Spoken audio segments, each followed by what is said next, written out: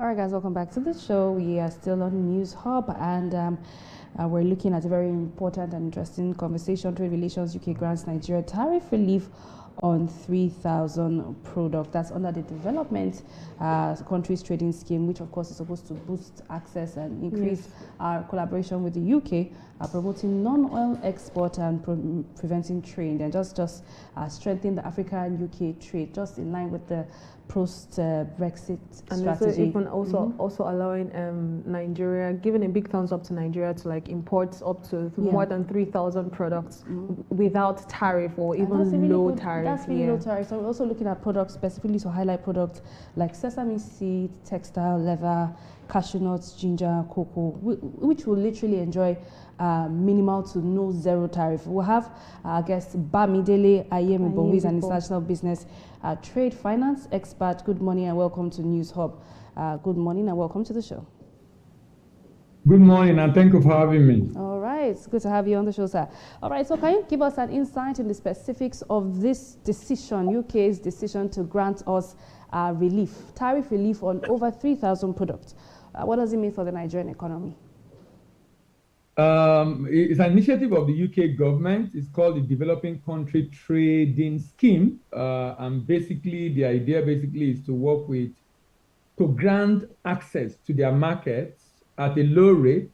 And that is being done with developing countries around the world. I mean, after Brexit, UK needed new partners, and they've been doing this around the world. It's also good for their economy because the implication of this is that these goods are going to come into the economy cheaper, and then people are going to be able to buy more, and that will include consumption rates in their country, and of course, everyone to grow their GDP. So, in as much as it's good for us, of course, it's also very much good for them. I mean, over 3,000 products is a lot, and this basically is to reduce the cost of getting those goods into UK to make it more competitive compared to the one coming from other developed countries or countries that have been able to get it right as far as manufacturing is concerned.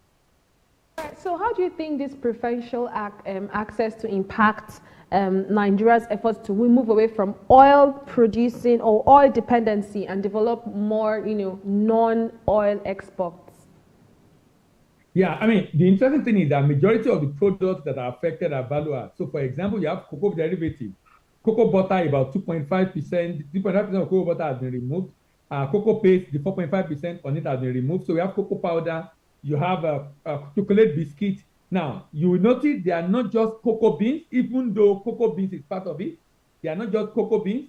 They are now cocoa butter, cocoa cake, cocoa liquor, meaning we need to add value, even for the oil seed derivative, not just sesame seed itself, including the sesame seed oil. And of course, cashew nut, that's processed cashew nut, that's cashew kernel now, coconut oil. Now, if you look at majority of those products, they are value-added products. What that means is that the people that stand the benefit the most in this arrangement are people who are adding value. So this actually is going to help us to diversify our economy. What we need to do is to really take advantage of this huge market that opportunity that UK is giving Nigeria. Context with what sectors do you think will benefit greatly from these tariff exemptions? I expect to benefit, sectors in Nigeria that will benefit from it. Manufacturing, basically. Manufacturing and food processors. Manufacture, and of course the agri sector, because the agri sector, you can say export raw materials, but the agri sector also are the one feeding into the manufacturers and food processors that are shipping out of Nigeria. So, in my opinion, value add are the one that will benefit significantly for this, because if you look at the array of the products that are affected, majority of them are not primary. They are either secondary products. In fact, as a matter of fact, many of them are secondary products. Secondary products in the sense that cocoa beans to cocoa butter, shea nut to shea butter, cashew nut to cashew kernel, lead to lead ingot. These are secondary products. A number of them are going to be a major beneficiary because, a number of developed countries do not want to buy as much as they used to buy raw materials again. They also don't want to buy a lot of finished goods. And that's why, according to WTO, the global data revealed that about 50% of global trade, that's about 24 trillion, 50% being about 12 trillion, are value-added products. Whereas the remaining 40 to 50% are primary products, either in form of raw materials, solid minerals, or agricultural commodities. And the reason is because they want to buy secondary products so that they can now add value to finished goods so they can still create jobs in their country. Because if you are bringing only finished goods, they will not be able to create those jobs. So the sector that will primarily be affected are agricultural commodity, manufacturing sector, and more importantly, those into agro-processing products are the ones that will really benefit from this program.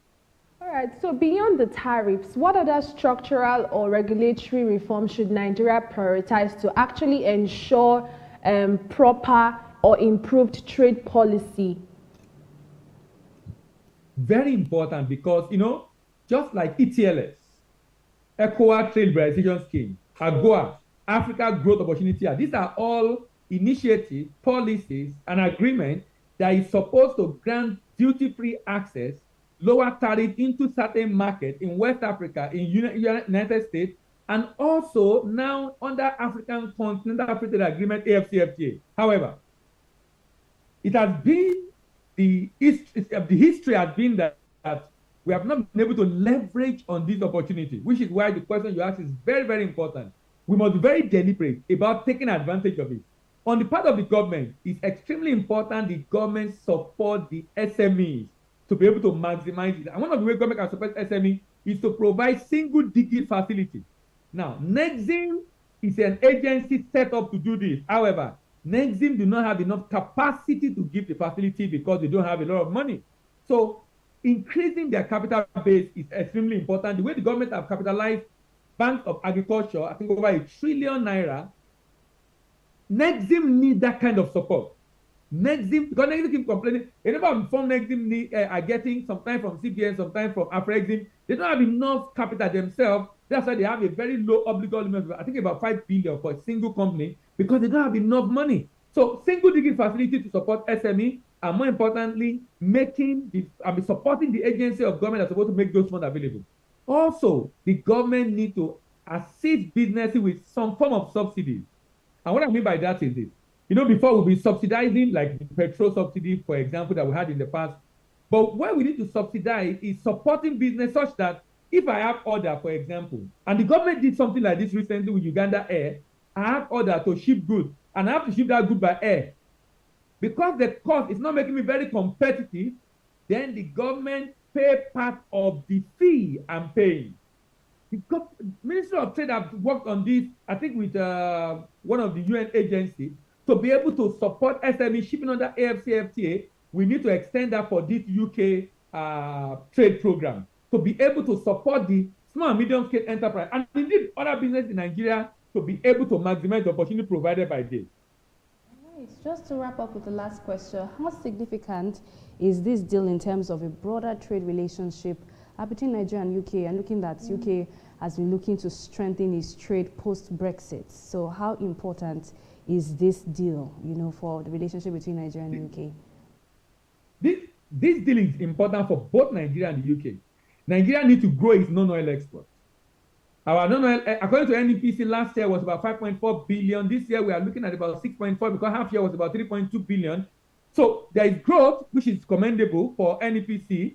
We need to increase our non-oil export significantly for us to be able to stabilize Naira and be able to drive down the exchange rate and be able to reduce the imported inflation as a result of items being imported at a high rate because of the exchange rate that moved from about 450 to over 1,500.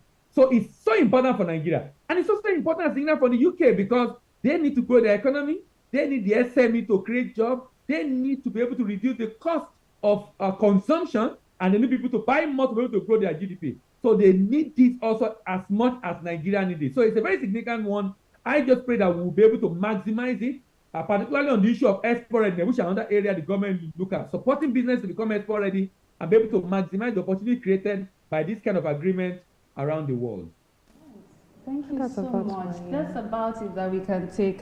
Thank you very, very much, sir, for joining us on the conversation. I particularly love this part.